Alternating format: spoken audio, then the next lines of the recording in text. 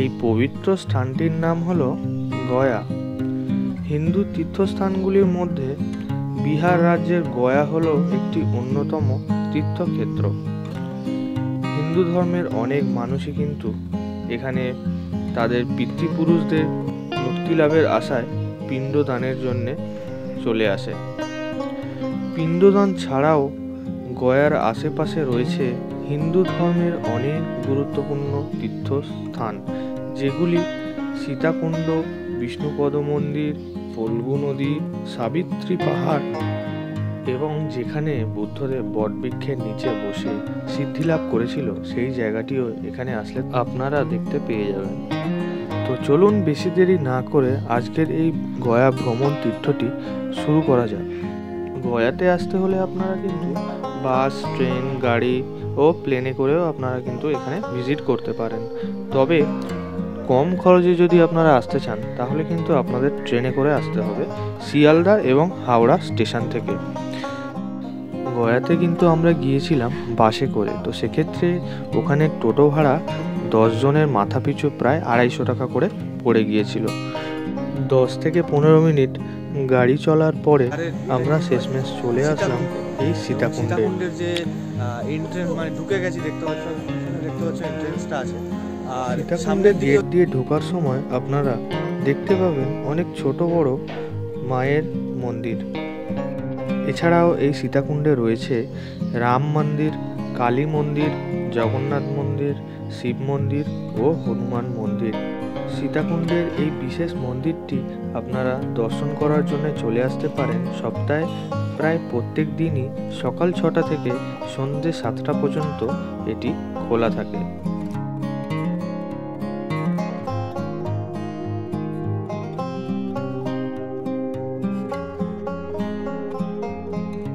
এবং এই সেই বিশেষ জায়গা যেখানে মাতা সীতা তার শ্বশুর অর্থাৎ রাজা দশরথের মৃত্যুর পরে তার উদ্দেশ্যে এখানে পিণ্ডদান করেছিলেন এবং সীতামা 14 বছর বনবাসে যাওয়ার আগে এই ফল্গু নদীতেই স্নান করেছিলেন তিনি।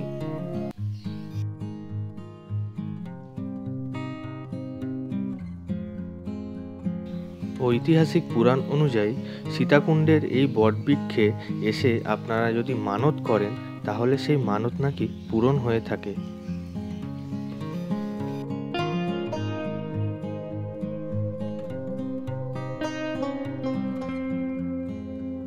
সীতাকুণ্ডের পাশ দিয়ে বয়ে চলা এই ফল্গু নদীটি সীতাকুণ্ডের মহত্বটাকে আরও যেন বাড়িয়ে তুলেছে। চাইলে আপনারা এই মনোরম সুন্দর পরিবেশে বসে কিছু সময় কাটাতে পারেন। এখানে কয়েকটা মন্দির আছে, এই সাইডেও কতগুলি জায়গা আছে তোমাদের, মানে সেলফি স্পট বলতে পারো। তো তোমরা এখানে এসে কিন্তু সেলফি তুলতে পারো। আর এই সাইডেও দেখতে এবারে পৌঁছে গেলাম আমাদের দ্বিতীয় দর্শনীয় স্থান, যেটা হলো সাবিত্রী পাহাড়। এটা হচ্ছে সাবিত্রী পাহাড় আছে, আর এর আগেরটা যেটা তোমাদেরকে দেখালাম সেটা হচ্ছে সীতাকুণ্ড। তো চলো পাহাড়ে ওঠা। প্রায় 450 থেকে 500 সিঁড়ি চড়ে ওপরে উঠতে হবে আপনাদের। এবারে কিন্তু পাহাড়ে ওঠার পালা। তবে ওঠার সময় আপনারা জল ও অল্প কিছু খাওয়ার জিনিস নিয়ে যেতে ভুলবেন না, না হলে কিন্তু খুবই কষ্ট পেতে পারেন। পাহাড়টির নাম হলো রত্নগিরি পাহাড় এবং পাহাড়ের উপরে রয়েছে মা সাবিত্রী দেবীর এসে মন্দির। গেছি, তোমরা বললে বিশ্বাস করবে না, তো ভিডিওতে দেখিয়ে দিচ্ছি। দেখো কতটা উপরে উঠে গেছি, এখান থেকে কিন্তু অনেকটাই। আর সামনে এই সাইডে দেখতে পাচ্ছ মন্দিরটা আছে সামনে এইদিকে। আর কিছু 20 থেকে 30 মিনিট পাহাড়ে ওঠার পরেই প্রথমেই দেখতে পেলাম এই মন্দিরটিকে, যেখানে আপনারা বসে রেস্ট নিয়ে আবার উপরের দিকে রওনা দিতে পারেন। সিঁড়ি দিয়ে ওঠার সময় চোখে পড়ল এই ছোট মন্দিরটি, যা সাবিত্রী পাহাড়ের মহত্বটাকে আরও লোকপ্রিয় করে তোলে। সিঁড়ি দিয়ে ওঠার সময় নিচের দিকে তাকালেই আপনাদের চোখে পড়বে গয়া শহরের এই মনোরম শান্ত পরিবেশ, যা আপনার মনকে অবশ্যই মুগ্ধ করবেই।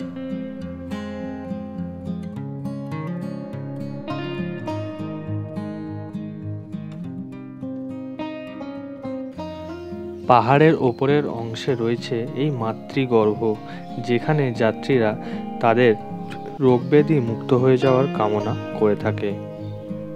প্রায় ৩,২৮০ ফুট উঁচু পাহাড়ের চূড়ায় অবস্থিত এই সাবিত্রী দেবীর মন্দির। প্রত্যেক বছর ভাদ্র মাসে এখানে খুব বড় একটা মেলা এবং পুজো হয়ে থাকে, যেখানে নারীরা তাদের স্বামীর জন্য দীর্ঘায়ুর কামনা করে থাকে। এই বুদ্ধ মন্দির দেখতে পেয়ে যাবে, এই যে বুদ্ধ মন্দির, এই বুদ্ধ পাহাড় থেকে নামার সময় চোখে পড়ল এই বুদ্ধ মন্দির। মন্দিরটির সৌন্দর্যতা এবং কারুকার্য দেখে না গিয়ে আর থাকতে পারলাম না। মন্দিরের গায়ে খোদাই করা আছে মন্দির তৈরি করার সমস্ত তথ্য। আপনারা যদি চান এই বুদ্ধ মন্দিরে কিছুক্ষণ বসে বিশ্রাম নিতে পারেন। এটুকু বলবো যে মন্দিরের পরিবেশটা আপনাদের খুবই ভালো লাগবে। বিষ্ণুপদ মন্দিরের পাশে অবস্থিত গয়া মহাশ্মশান দেখতে ভারী সুন্দর।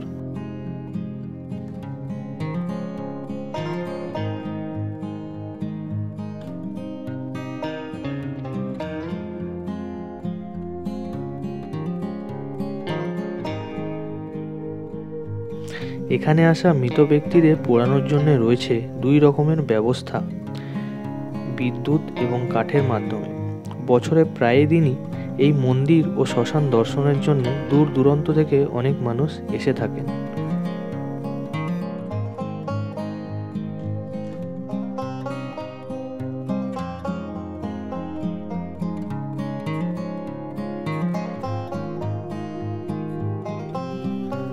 কথিত আছে এই গয়া মহাশ্মশানে পিণ্ডদানের পরে মৃত ব্যক্তির আত্মা মুক্তি লাভ করে থাকে।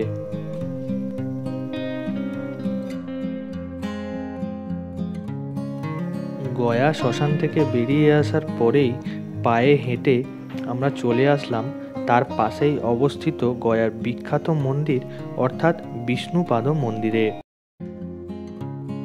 এই বিষ্ণুপাদ মন্দিরে রয়েছে ভগবান বিষ্ণুর পাদচিহ্ন। ভগবান বিষ্ণু গয়াসুরের উপরে ক্রোধান্বিত হয়ে তার ডান পা দিয়ে এখানেই তাকে পাতালে পাঠিয়েছিলেন।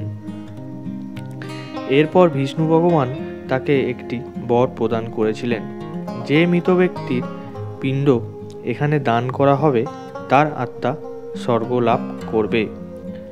এছাড়াও রামায়ণ ও মহাভারতে এই গয়ার উল্লেখ পাওয়া যায়। তাছাড়া গয়াসুরের বর অনুযায়ী প্রত্যেক বছর এখানে হিন্দু ধর্মের বহু মানুষ তাদের পিতৃপুরুষদের পিণ্ড লাভের জন্যে এখানে এসে থাকেন। তাই এখানে আপনারা অনেক মানুষের ভিড় দেখতে পাবেন। বিষ্ণুপাদ মন্দিরে প্রবেশ করতে গেলে মোবাইল ক্যামেরা ইত্যাদি জমা দিয়ে ভেতরে ঢুকতে হবে। আর মন্দিরের মধ্যে অবস্থিত ছোট বড় মন্দিরগুলি অপরূপ সৌন্দর্যের হাতের কাজ আপনার মনকে মুগ্ধ করবেই। আরও একটা জিনিস যেটা হচ্ছে মন্দিরে ভোগ খাওয়া, আরও একটা যেটা হচ্ছে মন্দিরে ভোগ খাওয়ানো হয়। তো মন্দিরে কিন্তু ভোগ খাওয়ানোর টাইম যেটা হচ্ছে 12:30 থেকে 2:30 পর্যন্ত ভোগ খাওয়ানোর টাইম আছে। তো তোমরা যদি আসো ভোগ খেতে চাও তাহলে কিন্তু তোমাদের 30 টাকা চার্জ আছে। 30 টাকা চার্জ দিয়ে তোমরা ভোগ খেতে পারো এই বিষ্ণু মন্দির থেকে। এইবার চলে আসলাম আমাদের চতুর্থ দর্শনীয় স্থান। এটি বুদ্ধগয়ায় অবস্থিত একটি থাই মন্দির, যার নাম হলো মেটাবুদ্ধরাম মন্দির।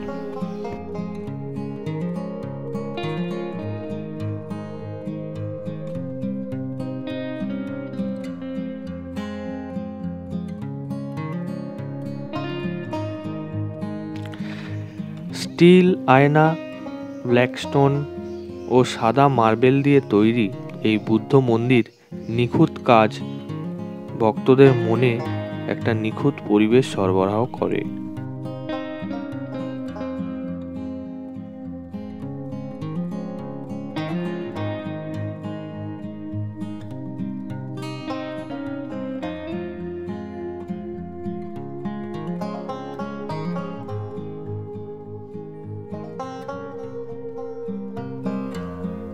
মন্দিরটি সপ্তাহে বুধবার ও রবিবার বাদে প্রত্যেক দিন সকাল 8টা থেকে 12টা ও 2টো থেকে 5টা পর্যন্ত খোলা থাকে।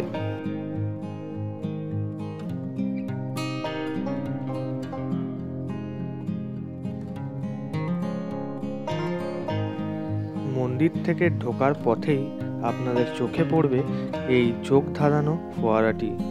এছাড়াও মন্দিরটি যেহেতু থাই মন্দিরের আদলে তৈরি, তাই মন্দিরের প্রত্যেকটি অংশে আপনারা থাই মন্দিরের মতো নিখুঁত কাজ এখানে দেখতে পেয়ে যাবেন।